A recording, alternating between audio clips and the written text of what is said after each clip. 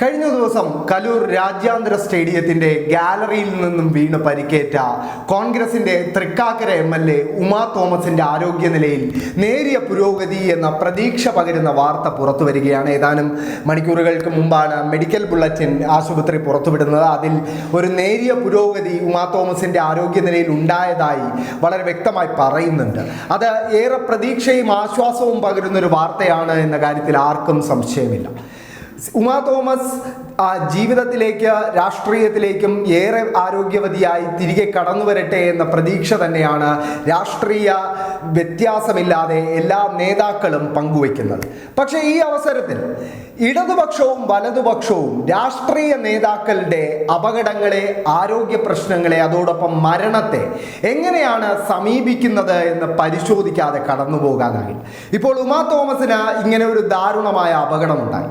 സ്വാഭാവികമായി രാഷ്ട്രീയത്തിൻ്റെ വിരുദ്ധ ചേരിയിൽ ഉമാ തോമസിന് വിരുദ്ധ രാഷ്ട്രീയം പറയുന്ന ഒരു സർക്കാരാണ് ഭരണത്തിലുള്ളത്. പക്ഷെ അതൊന്നും കണക്കിലെടുക്കാതെ മുഖ്യമന്ത്രി തന്നെ നേരിട്ട് ഉമാ തോമസിന്റെ ചികിത്സയുടെ ഏകോപന ചുമതല ഏറ്റെടുക്കുന്നു.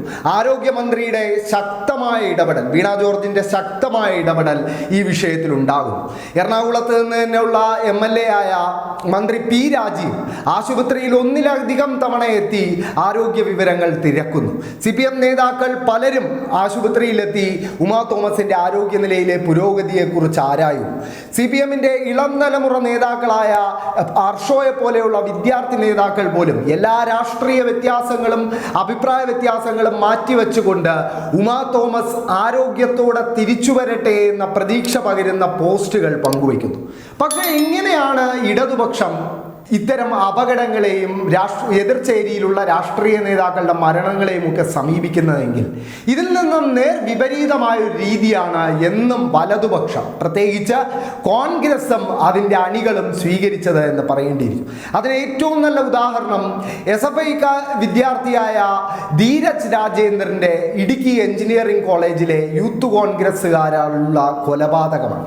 അന്ന് ആ ദാരുണമായ കൊലപാതകത്തിൽ ഒരു 20 വയസ്സുകാരൻ വിദ്യാർത്ഥി മരിച്ചു നിൽക്കുന്ന ഘട്ടത്തിൽ, അയാളുടെ മരണം കണ്ട് അയാളുടെ കുടുംബവും സഹപാഠികളും ഒക്കെ ഞെട്ടിത്തെരിച്ചു നിൽക്കുന്ന ഘട്ടത്തിൽ അത് ഇരന്നു വാങ്ങിയ മരണമായിരുന്നു എന്ന് പറയാൻ ഒരു മടിയുമില്ലാത്തൊരു KPCC പ്രസിഡന്റാണ് ഇന്നും കോൺഗ്രസിന്റെ തലപ്പത്തിരിക്കുന്ന K. സുധാകരൻ.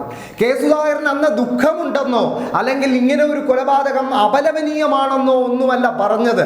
പകരം ഇരന്നു വാങ്ങിയ മരണമെന്നായിരുന്നു ധീരജ് എന്ന വിദ്യാർത്ഥിയുടെ മരണത്തെ കോൺഗ്രസിന്റെ KPCC അധ്യക്ഷൻ വിശേഷിപ്പിച്ചത്.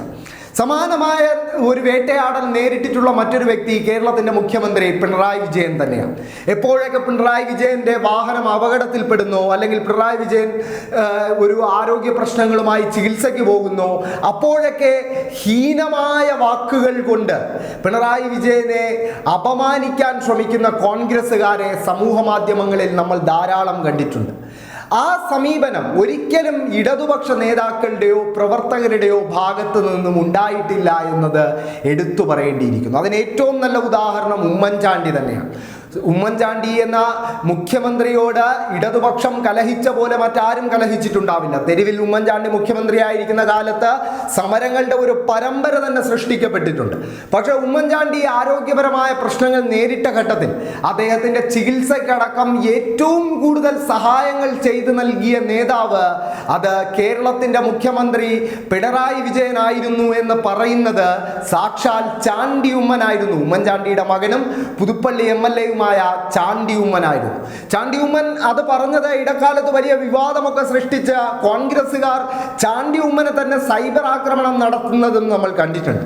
പക്ഷേ ഈ സംഭവങ്ങളെല്ലാം വ്യക്തമാക്കുന്നത് രാഷ്ട്രീയത്തിന്റെ എതിർചേരിയിൽ നിൽക്കുന്ന രാഷ്ട്രീയ നേതാക്കളുടെ അപകടങ്ങളെയും അവരുടെ ആരോഗ്യ പ്രശ്നങ്ങളെയും മരണത്തെയും ഒക്കെ ഇടതുപക്ഷവും ഇടതുപക്ഷ നേതാക്കളും മനുഷ്യത്വപരമായി സമീപിക്കുമ്പോൾ ഒരു പകയുടെ അംശത്തോടെ അല്ലാതെ അതിനെ സമീപിക്കുന്ന ഒരു സമീപനം ഒരു ഘട്ടത്തിലും കോൺഗ്രസ്സുകാരിൽ നിന്നോ കോൺഗ്രസിന്റെ നേതാക്കളിൽ നിന്നോ ഉണ്ടായിട്ടില്ല എന്നത് തന്നെയാണ്. എന്തായാലും ഉമാ തോമസ് ആരോഗ്യത്തോടെ തിരികെ വരട്ടെ. അവരുടെ ആരോഗ്യ പ്രശ്നങ്ങളെല്ലാം ഉടനടി തന്നെ മാറട്ടെ എന്ന് നമുക്ക് ആശംസിക്കാം. അവരുടെ ആരോഗ്യസ്ഥിതിയിലുണ്ടായ ഈ നേരിയ പുരോഗതി അത് ആശ്വാസം പകരുന്നൊരു വാർത്ത തന്നെയാണ്. പക്ഷേ അപ്പോഴും ഇടതുപക്ഷവും വലതുപക്ഷവും ഇത്തരം അപകടങ്ങളെ എങ്ങനെ സമീപിക്കുന്നു എന്നത് പരിശോധിക്കാതെ കടന്നു പോകാനാകില്ല എന്നതൊരു വസ്തുതയാണ്.